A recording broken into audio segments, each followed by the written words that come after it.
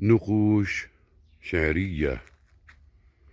كيف أنساك يا أخي بالدعاء وأنا مثل ما ترى في البلاء. كيف أنساك والأحبة حولي يبذلون الدموع بذل الدماء. كلنا نبتغي طهارة روح وابتهالات سيد الأنبياء. ها هنا الكعبة الجميلة تبدو حلوة تشتهى لعرس السماء. وهنا طيبة المنورة ازدانت بآهات صفوة الأنبياء.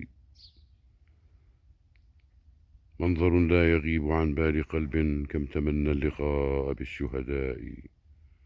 وجه تاريخنا المجيد تلالى وتسنى بنوره الوضاء. لو تخيلتها المنازل تحكي سيرة الناشرين عهد الوفاء.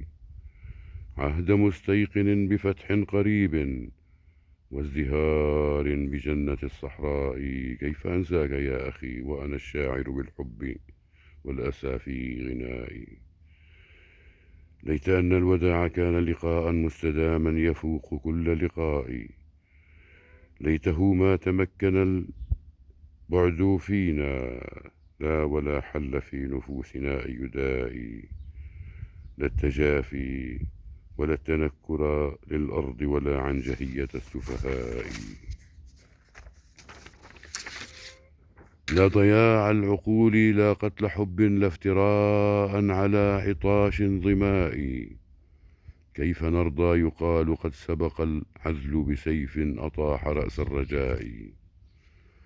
كيف نرضى يقال إنا هباء أتراها الغيوم من غير ماء.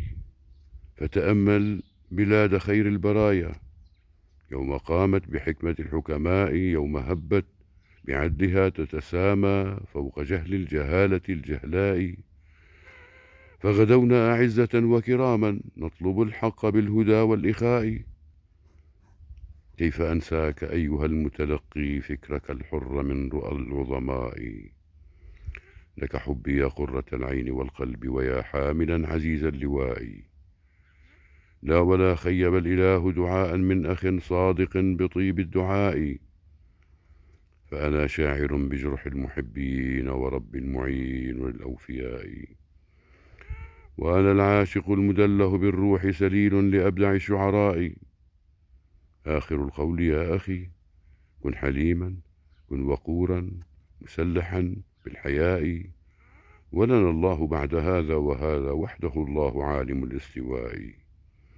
وبأزكى الخصال صل وسلم وابتسم للورود والأصدقاء. ما علينا غير الصفاء بحب ومن الحب شيمة السعداء. ما علينا غير الصفاء بحب ومن الحب شيمة السعداء. وحياكم.